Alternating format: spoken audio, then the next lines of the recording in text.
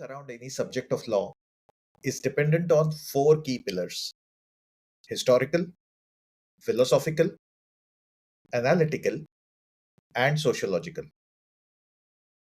Gaming and gambling laws in India had historical and philosophical background right from the Mahabharata days, and the jurisprudence has since then developed via court made law, which was analytical in nature, which helped evolve the theory of predominance of skill over chance as a test to see whether any game falls within the definition of gambling or no. In the recent times, states have started focusing more and more on the finer sociological aspects of this area, which can also be attributed to the battle of center versus state jurisdiction on gaming, which is not betting or gambling. States have thus started looking at aspects like law and order and such other sociological aspects that are affected by online gaming within the territorial jurisdiction of the state. So, finally, we are at a stage where we will discuss the softer and much more nascent areas of governance in the online gaming space. I'm calling it a nascent area because so far the industry has been on the path of user acquisition and testing out different models.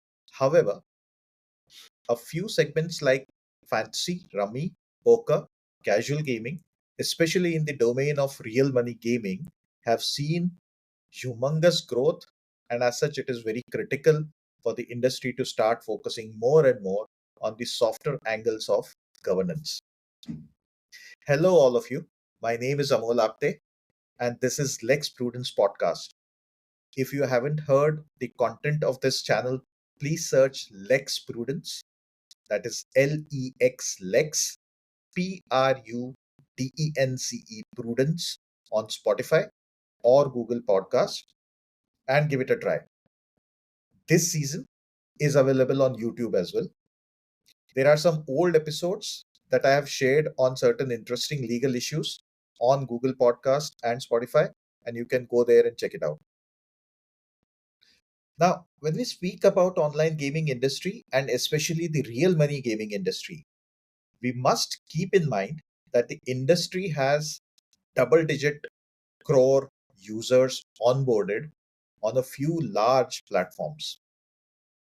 Also, these platforms manage deposits, winnings, distribution of winnings, and such other critical financially sensitive matters. And therefore, governance is one area which, if not done right, can give multiple disadvantages, or if done right, can give platform multiple advantages, such as verified and genuine users, better control over user issues, much better grievance redressal because you know your user better, the user trust, the regulator and law enforcement agencies trust, and so on and so forth. So let us begin and unpack this interesting area of governance in today's episode. Now, what are the key governance issues relating to online gaming or OG? In the past couple of years, there have been certain developments both at central and state level where the focus of lawmakers has shifted from the legality aspect of OG to governance and public order related issues. It therefore is important for the online gaming platforms to start focusing around the following issues. Which are those issues? The first and the foremost is user verification. Now, so far, we have had platforms registering or allowing a user to register basis either the mobile phone number or the email addresses. Now, with the advent of the amendments that were brought into the intermediary guidelines by the central government and certain states starting to look at the softer governance angles, it has become more and more important for these platforms to not only onboard the users but also to verify these users. Now, if you look at the intermediary guideline process, It puts an obligation on the platform to do the user verification, which is up to the standards of RBI regulated entity. Now, this requirement brings in twofold challenges for the platform. There are a lot of users who play for free on the platform, and as such, making it mandatory for all of them to do their KYC or know your customer documentation is a little bit of a friction. That's one. The other one is platforms have a huge set of existing users for whom they may need additional time to make sure that the KYC is done. Now, I would want to take a step back and see what this verification actually means. And if you look at the financial service sector companies like bank, typically what they do is they seek information from a new user first via the form that you fill up. So when you fill up the form, what you actually do is to provide certain information about yourself to the bank or any other financial institution, be it insurance company, be it mutual fund company. You give certain information about yourself in that form. Along with that information, they also ask you for submission of certain documents supporting that information. So that's the second stage. And the third stage for the institutions is to check and make sure that the documents submitted along with the information tally. And that's the verification stage. So now the intermediary guidelines, as well as certain states, have started looking at bringing these verification requirements for the online gaming platforms also, for the simple reason that they have crores of users onboarded on it, and those users are transacting users. They are transacting on a daily basis and making monetary transaction, and therefore identification and verification of a user becomes very, very important. At the same time, it also brings in advantages for the platform if done right. And what are those advantages? You know your user better, you have a verified user, so the trustworthiness increases. In case of any law enforcement related issues, you have a clear understanding of your user and you can provide much better details to law enforcement, so on and so forth. The second government governance related requirement that has now come in, or the intermediary guidelines has kind of uh, brought that requirement in forefront, is age gating. A lot of states have been saying that the online gaming has been addictive in nature. It has caused a lot of financial distress in youth and all that, and therefore there is a requirement for age gating. Now, what does this age gating mean? Typically, the requirement says that only major participants or users should be allowed to play on a game which involves money or RMG. How will you make sure as a platform that you are doing this age gating? Obviously, because you are doing identification and verification process of your users, you will have evidences on record to make sure that your user is 18 and above. That's about age gating. What is the third finer nuance?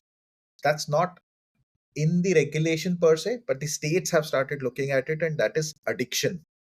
A lot of states have been saying that because these games lure in the users based on the high winnings or the possibilities of winnings that they provide, there is that addiction angle involved, and therefore the platforms need to look at the ways in which it can stop or can curb the addiction within the society.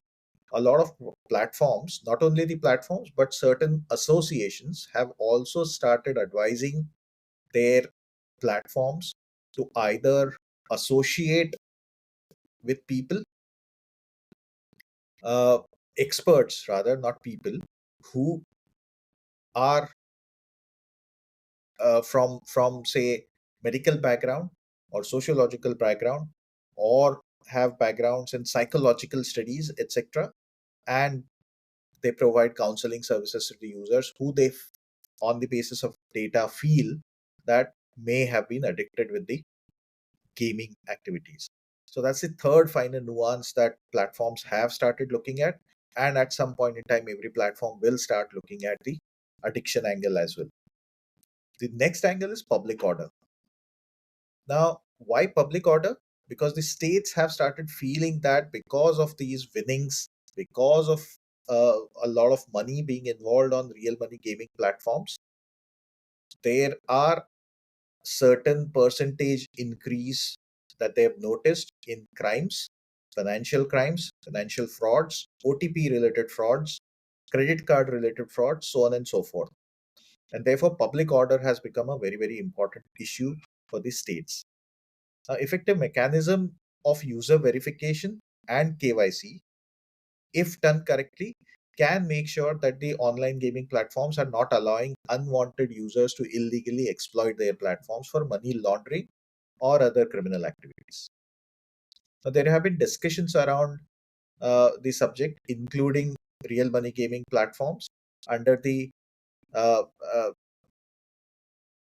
the anti-money laundering related laws, where it's discussed that RMG may be brought in to the scope of reporting entity.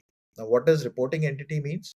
Under the Prevention of Money Laundering Act, certain companies or certain businesses have been identified as reporting entities, and there are certain obligations on them to report certain specific transactions or certain transactions falling in certain specific nature are reported to financial intelligence unit, and those reporting obligations are on the reporting entities. The discussions are that gaming may also be, or real money gaming may also be brought into the ambit of PMLA, which is Prevention of Money Laundering Act. And once they become the reporting entities, the requirements of identification and verification of a user, as well as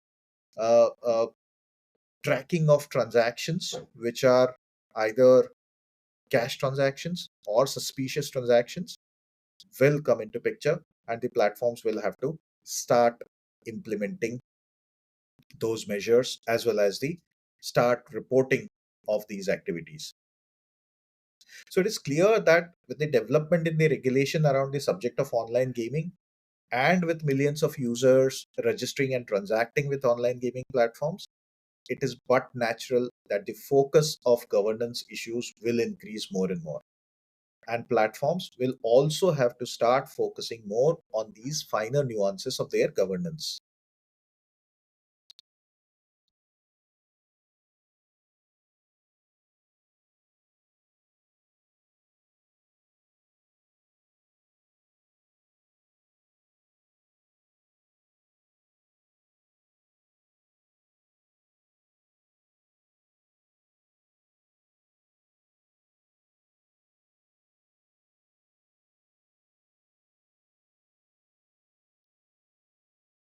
We will end this episode and the season of the Lex Prudence online gaming series at this stage, and we'll catch up again soon with a new industry and new episodes. Till then, if you have any questions, please write into me at lexprudence2020 at gmail.com, and I will definitely try and answer your queries. Catching up with you soon. Till then, take care. Namaskar.